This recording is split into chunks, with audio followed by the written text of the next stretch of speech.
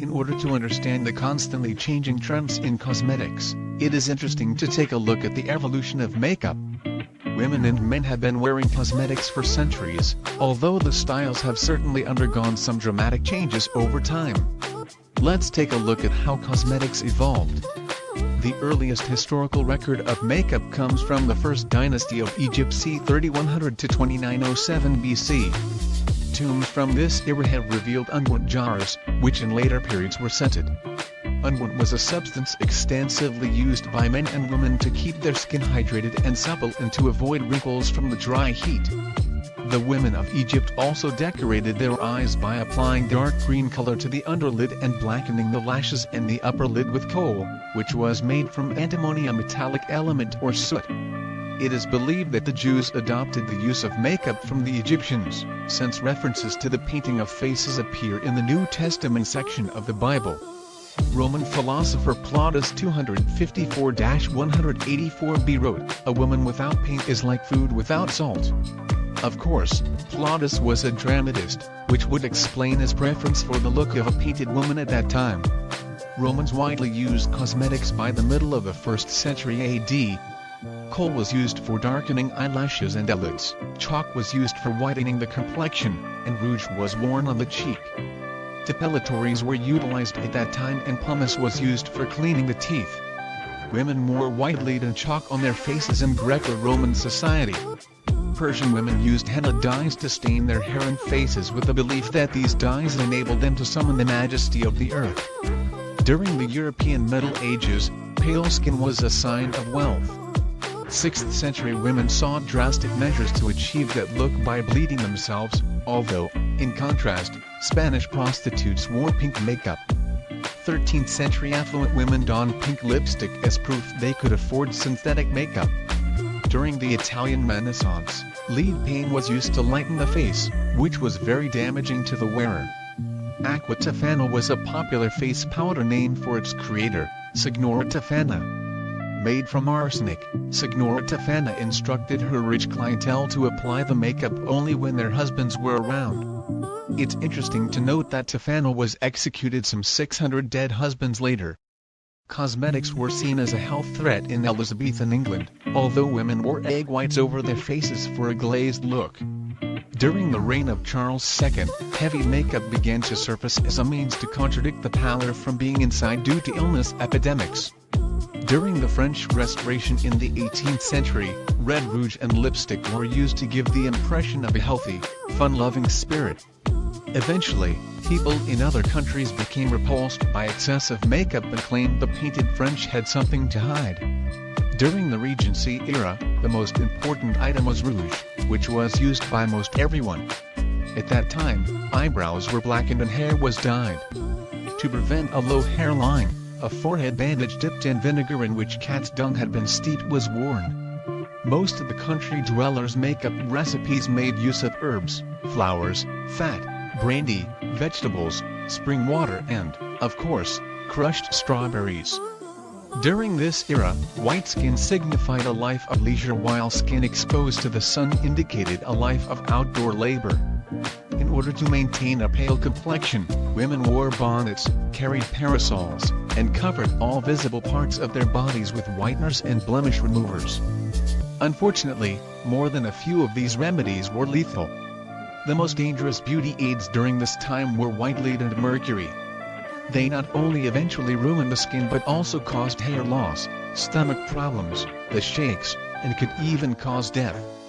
Although these dangers became known through the death of courtesan Kitty Fisher, the majority of women continued to use these deadly whiteners. During the 1800s, women would use belladonna to make their eyes appear more luminous, even though they were aware it was poisonous. Many cosmetics were made by local pharmacists, known as apothecaries in England, and common ingredients included mercury and nitric acid. Hair dye was made from coal tar, which is now illegal in America. It might interest you to know that men wore makeup until the 1850s. George IV spent a fortune on cold cream, powders, pastes, and scents. However, not all men wore makeup, as many looked upon a man with rouged cheeks as a dandy. Here are some beauty tip recipes utilized during the late 1800s. For freckle removal, bruise and squeeze the juice out of chickweed. Add 3 times its quantity of soft water, then bathe the skin for 5 to 10 minutes morning and evening. As a wash for the complexion, 1 teaspoon of flour of sulfur in a wine glass full of lime water, well shaken and mixed with half a wine glass of glycerin and a wine glass of rose water. Rub on the face every night before going to bed. To keep hair from turning gray, 4 ounces of hulls of butternuts were infused with a quart of water, to which half an ounce of copperas was added. This was to be applied with a soft brush every 2 to 3 days. For wrinkle removal, melt 1 ounce of white wax, add 2 ounces of juice of lily bulbs, 2 ounces of honey, 2 drams of rose water, and a drop or 2 of attar of roses, and use twice a day. Victorians abhorred makeup and associated its use with prostitutes and actresses. Many considered them one and the same. Any visible hint of tampering with one's natural color would be looked upon with disdain. At that time, a respectable woman would use home-prepared face masks, most of which were based on foods such as oatmeal, honey, and egg yolk. For cleansing, rose water or scented vinegars were used. As a beauty regimen, a woman would pluck her eyebrows, massage castor oil into her eyelashes, use rice powder to dust her nose, and buff her nails to a shine. Lipstick was not used, but clear pomade would be applied to add sheen. However, some of these products contain a dye to discreetly enhance natural lip color. For a healthy look, red beet juice would be rubbed into the cheeks, or the cheeks would be pinched out of sight, of course. For bright eyes, a drop of lemon juice in each eye would do the trick. When makeup began to resurface, full makeup was still seen as sinful, although natural tones were accepted to give a healthy, pink cheek look. The real evolution actually began during the 1910s. By then, women made their own form of mascara by adding hot beads of wax to the tips of their eyelashes. Some women would use petroleum jelly for this purpose. The first mascara formulated was named after Mabel, the sister of its creator, T.L. Williams, who utilized this method. This mascara is known today as Maybelline. In 1914, Max Factor introduced his pancake makeup.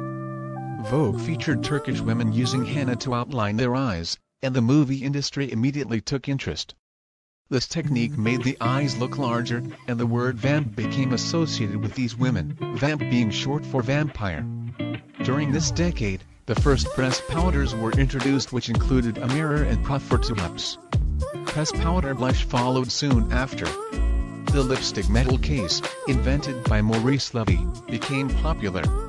Also, during this time, lipstick was tattooed onto the lips by George Burchett, who was also known as the beauty doctor. This method did not always work, and you can imagine the terrible consequences. The earliest version of an acid peel was utilized at this time, which was a combination of acid and electric currents applied to the skin. Also, a needle would be used to insert paraffin to the eye area and cheeks, although this, too, was not very successful. Nivea cream made its appearance in Germany, and companies, in order to compete, began creating creams consisting of Vaseline mixed with fragrance. To help with sagging jowls and devil chins, women could purchase for wear a weird-looking contraption with chin straps, which obviously did not work. However, the Victorian look remained in fashion until mass makeup marketing came about during the 1920s. The newly emancipated woman of America began to display her independence by free use of red lipstick, which was often scented with cherry. By the late 20s, visible makeup was considered a must by rural women but was still frowned upon by the country girls. During this decade, lip gloss was introduced by Max Factor. New shades of red lipstick were developed, although were soap-based and very drying. The first eyelash curler came on the scene, called curlish. Even though it was expensive and difficult to use, this did not detract from its popularity. Mascara in cake and cream form was extremely vogue. From the 1930s through the 1950s, various movie stars proved to be the models for current trends in makeup. Remember Audrey Hepburn's deeply outlined cat eyes? With the 1960s and the hippies came a more liberated makeup look, from white lips and Egyptian lined eyes to painted images on faces. Heavily lined eyes continued through the 1970s and 1980s with a wide range of eyeshadow colors. Today's trend seems to have reverted to the more natural look with a blending of styles from the past. In today's world, a woman has literally hundreds of cosmetics to choose from, with a wide variety of colors and uses. For a younger look, the options available are as simple as skin hydrators and rejuvenators, advancing to chemical skin peels, the now popular Botox, collagen injections, and ending with the more drastic surgical facelift. It is important to reflect on one's inner beauty as the real beauty of a woman. Outer beauty will not remain forever, no matter what drastic measures are taken. We have all heard the saying, the eyes are the windows to the soul. Look into your own orbits, take stock of the woman inside, and be happy with who you are. This will reflect on your outlook on life, which will send a message to others, and will be returned to you through their reactions to the beautiful you. We coming to the end of the video. If you want to know more videos, subscribe our channel.